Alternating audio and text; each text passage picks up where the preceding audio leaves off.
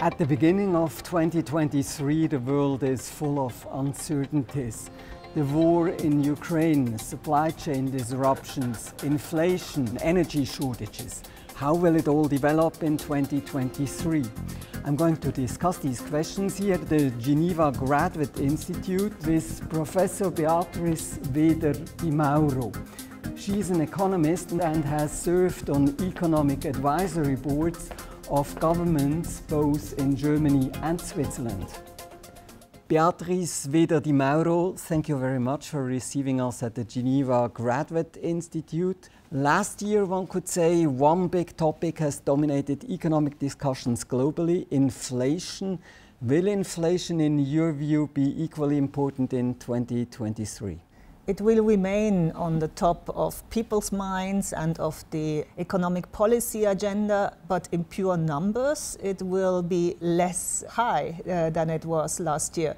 So inflation has actually globally peaked at about 8% last year and is now expected to come down gradually over this and next year to more normal levels. But this is in the context of a really weak growth performance. So the main news of this year may be how difficult it is. A very recent forecast for the global growth is of 1.7%. That's a deceleration which is comparable, or is only the global financial crisis and the pandemic crisis were worse globally than what we are looking at for next year. And that's because, of course, the war in Ukraine is having its full impact. At the same time, we need to already be replenishing in Europe energy storages.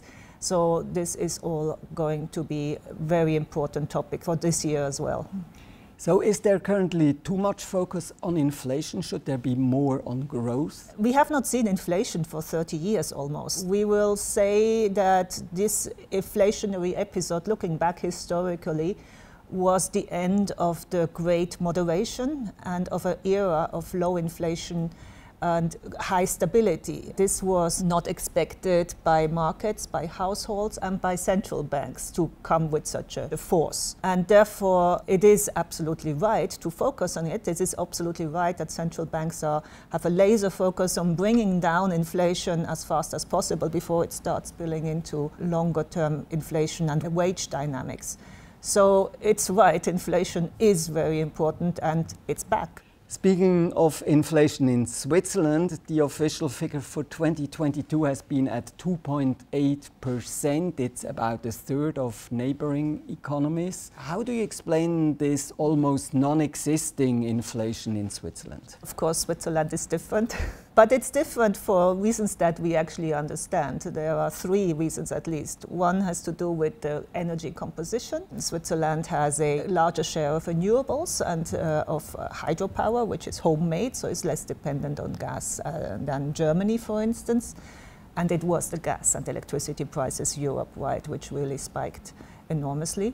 Second, electricity prices only adjust once a year in Switzerland, so they have not been passed through into consumer prices as quickly and as much. Similarly, because of agricultural policies that insulate Swiss food prices from external shocks, so we have a price component which has to do with administrative prices. And last but not least, the third important difference is that Switzerland has its own currency and the Swiss National Bank has allowed this to appreciate. So this lowers the cost on import prices and dampens inflation. How does the Swiss financial marketplace, how do investors in Switzerland benefit from this lower than usual inflation? Well, the financial marketplace and foreign investors benefit once because of the appreciation of the exchange rate, which means that Swiss assets appreciate in value, and this is exactly reinforcing the reputation of Switzerland for stability, but also for being an effective safe haven in times of crisis. You have been a co-author of a blueprint for the reconstruction of Ukraine. Do you currently expect that the reconstruction in Ukraine can even start in 2023? it cannot only start, it has to start. Ukraine has areas that have been destroyed where the Russian army has withdrawn that need to be rebuilt. Ukrainian people have to be rebuilding and repairing every day what is being destroyed, and all of this has to be, and this was the work of myself and my co-authors, should already now be embedded in a plan for the eventual reconstruction and principles for rebuilding and also modernizing Ukraine. And it needs to be financed as well. So the partners of Ukraine, of which Switzerland is one, need to be able to provide the finances to start this rebuilding.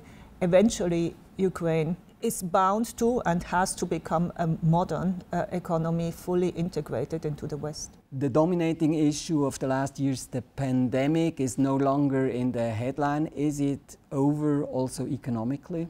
It's pretty much over in the West. The health side of the pandemic, the supply side bottlenecks, some of them have already been resolved. In fact, at the end of the day, the economies have proved to be relatively flexible in adjusting to the supply side shocks, although, with the cost of higher inflation. But it's not over in China. In a way, we could say it's almost only starting there with the opening up of China and the end of lockdowns. Omicron is now really going through the population at a fast pace. And since China is such a big economy and what happens in China has effects on the rest of the world, the pandemic in China will remain an important topic of this year. All these issues we have discussed have kind of pushed away the topic which has dominated for years, decarbonization, climate change. How will this issue evolve in the upcoming months and years in your view? It's not my impression that it has pushed them away. Well, certainly in Europe, the two things happened. On the one hand side, one discovered that the assumption that being integrated in trade with Russia and the rest of the world, that this business model, as it sometimes has been called, is no longer valid. And therefore, energy security and much more short-term, securing the next winter is already coming, has been the absolutely highest priority, with the consequence that gas and even coal now is being used again, but gas was purchased at any price. Again, the any price spilling squarely into prices everywhere.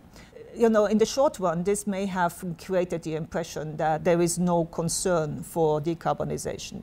But I don't think that's the right interpretation, because with energy security, what has become extremely clear is that Europe needs to have its own sources and that they need to be clean. So in other words, what I expect to happen is an acceleration of the deployment of clean energy sources, and at the same time the European commitment to reduce emission rights and expand the cap and trade system is already there, which means that my concern is less about Europe and Europe's will to eventually decarbonize. The question is whether the rest of the world, whether the planet, can actually get to this goal and limit the total number of carbon emissions to a certain level. And just let me mention this number.